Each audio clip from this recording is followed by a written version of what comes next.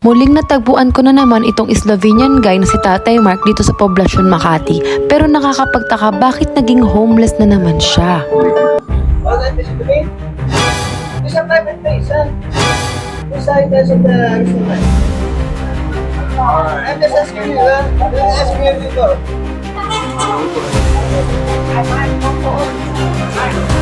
Pinaalis si Tatay Mark doon kung saan siya nakatambay ng isang staff ng hotel, kaya't naghanap kami kung saan namin siya pwedeng makausap.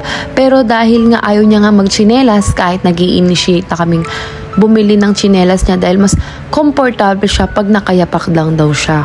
At ang sabi niya ay kontento na daw talaga siya sa pagiging homeless dito sa Pilipinas dahil malakas naman siyang kumita sa paghihingi o panlilimos. Ayaw niya na kasing bumalik sa kanyang bansa.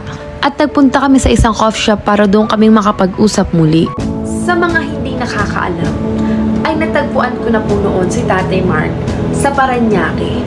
Pero ang nakakapagtaka, bakit siya napunta ng Makati samantalang nasa Parañaque siya?